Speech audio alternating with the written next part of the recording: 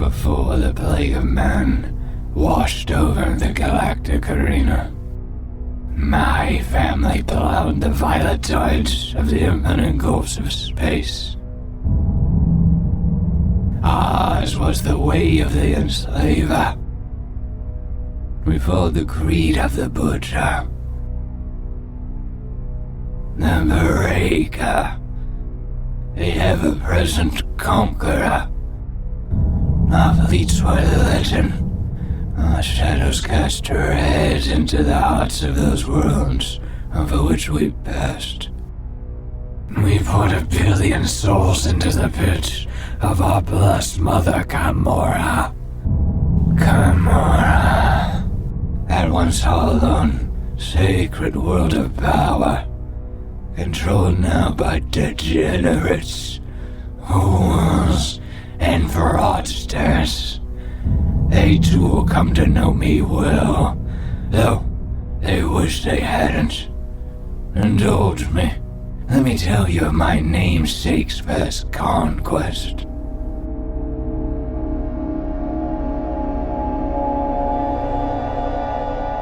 There was an imperial world once. Its name is, for the sake of this tale, irrelevant. In the towers of the library, Sector 7, the being that had once been known as Dahan Terran clicked along on its daily route, completing its ever-present daily task. No one in the library knew that a series of codes had been laced into the cognition unit that had replaced 9/10 of the Dahan's brain. Codes placed by my 10 times great-grandfather to allow him to track the movements of all inside the library. You may ask yourself, why? Why would he need to track 1,000 humans? Well, it's not because they were interesting, but because of something contained within the library. Said something was a relic, stolen from my family in days that have faded into legend. The Claw of Baharek. Severed from the arm of what beings would call a greater demon. Kept as a trophy by my family for centuries. Torn by the grasping hands of fools. My forebearer, Tiberani Forgrain, the poison man set to 5 would-be kings, had watched the world for a decade. The cold mechanisms of his mind doing what they did best, planning a singular demonstration of the Revenger's art. His ship, Whispersmith, flew from orbit in the dead of night. He made landfall 10 miles from the city where the library stood. He and his cadre of 9 incubi walked those miles whilst his ship melted slaves shut down the external security of the city, and it wasn't long before the alarms began their pointless cry. I have mentioned the Revenger's arts. Allow me to tell you that none possess the level of finesse for such work. None save my kin and I. We learn the hard way what is needed in this galaxy. Our erstwhile kin, the Eldar, call us monsters. They are also fools. Tabani spent 24 days killing the city that the library was a part of. 24 days of finesse of blood. 24 days of perfection. Just as the painter is defined by her great works, so is the murderer. You don't like that word, do you? Murderer. It conjures images of innocence and noble heroes clad in gold standing against the dark. Pathetic, If you believe that you are not a murderer, let me ask you this. How many souls have been killed so that you can sit there and judge my kin and I? How many innocent bones do you stand atop? Are you truly willing to sit here and tell me that you are a saint? A saint alone in a galaxy of the guilty? You poor, diluted bag of meat. My namesake would have loved to meet you. In my family, there's a saying when planning extreme violence: line the streets. It means nothing to those who do not know our history. But that Imperial world I mentioned, when the scouting parties of humans appeared on the borders of that city to investigate the silence of their radios, well, they found the streets lined with the crucified bodies of the city's populace. Terrible, isn't it? Well, the trust is simple. The people in that city were destined for nothing other than a violent death. They would have starved to death, died of dehydration, or just simply have died in the front line of a battle that would never have mattered. Instead, their pointless lives were turned into meaningful deaths. If there's beauty in life, which we all know there is, then there is more art in death. Well, in murder to be precise. A fool will kill his enemy and leave it there. He will accept revenge, or justice, or desire and leave his foe deceased. This is a waste. Many times great-grandfather taught us all a lesson. If your enemies deserve the energy of killing them, at least make their death worth the effort. Oh, he certainly did that. It took him 4 days to make the chord ensemble.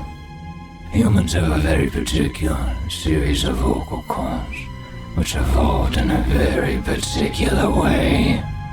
When a human throat is cut, and certain oils are applied to the said chords, one can make them an instrument so perfect that it beggars belief. The chord ensemble was made from the city's ruling patriarch and his various concubines. You see, in life they were just rotting, sweating, greedy piles of fat. But in death, they became something else, something unique, something pure, and something truly beautiful. They would have lived to the age of 200, doing nothing but mating, like wild porcine beasts. Instead, they were made into art. They were displayed and made whole. Of course, they were also taught a lesson. Don't steal from us. And if you do, make damn sure we never find you. My great-grandfather played his song, the Lament of the Thief, on the vocal cords of the ruling family. The original vid recordings are held in perpetuity in several thousand libraries. Said recordings are used for all sorts of educational purposes. If you were paying attention, you'll remember that only 10 of my kin went into the city, because there were 10 members of the Black Star Orchestra. My forebear and his incubi. Beautiful, isn't it? Be honest here. Put aside your feigned morality, Forget your enforced laws and ask yourself why you impose limits on your imagination. When you break free of that, you'll realize that there's far more than you can imagine. You may not be the deft revenger that I am. You certainly won't be the conductor of blood that my great-grandfather was. But you might be capable of something good. Trust me here. In everyone, there is a single great work. A painting, a piece of music, a blade perhaps. A painter is only as good as their tools. And there is not a single more honest thing in the galaxy than steel. If you could sing, if you have the ears to listen, and oh my, it can make others sing too. That whole city learned to sing thanks to the blades of my ancestor, and that song was not quickly forgotten. One of the bodies of the concubines is still on display, somewhere on Kimura, cords and all. I intend one day to find it, and play the Thieves' Lament once more on the instrument it was written for. My ancestor left that city as the sun rose. He left the streets silent, witnessed only by sightless, flayed corpses. As the sun rose, the light shone down on the main street of the city, and as the morning breeze blew, it whistled through 1,000 precisely positioned corpses, who, in death, sang together the Thieves' Lament.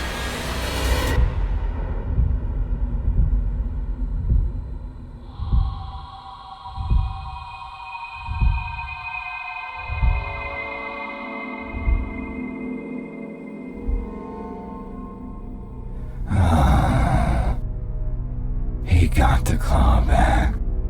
The humans even placed it in a slightly better void-shielded containment unit. How kind. How terrible. How barbaric. All those innocent lives cut short. Murdered. Flayed and displayed like hunting trophies. The poor darlings. You're as naive as the Eldar, believing that all life deserves a chance, that there can never be peace. But you'll never, ever hear a Farseer admit that it was her ilk that copulated so vigorously and for so long that they birthed a being beyond their kin. A being who went on to twist our race. A being who demanded the songs of self-sacrifice as payment for life.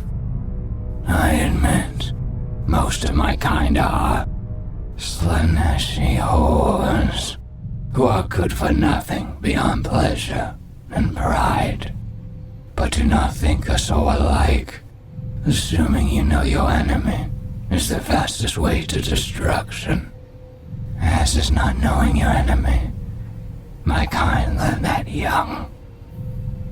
Do not think we can all be distracted of drugs and shining lights. Some of us are far, far worse. Some of us earn our scars and murder pits as children. We break bones to hear the crack and drink the blood from removed hearts while they still beat. But we know the truth. Life is cheap in our universe. The universe does not care for us, and skin is nothing but dust waiting to be remade. We are capable of living that truth. If you can be strong enough. My kind have enslaved millions, and we will continue to do so without apology or pause. Why? Because some of us are made to reign, and some are made to serve. The weak are conquered and subjugated, as it is nature's decree. And tell me this, is the viper evil for consuming eggs from a nest? Or is it merely an artist, painting the portraits that it was made to paint? Do not think you can judge us until you've seen how the universe wished to treat us. And don't think we don't know the quickest way to your bedside. We were cast into the dark by our righteous Eldar kin, and they left us there. They did not expect us to don the crown of the aristocracy. Just as the other lower life forms do not realize that their hides are the canvas on which we paint. For blood is paint, and the galaxy will bleed.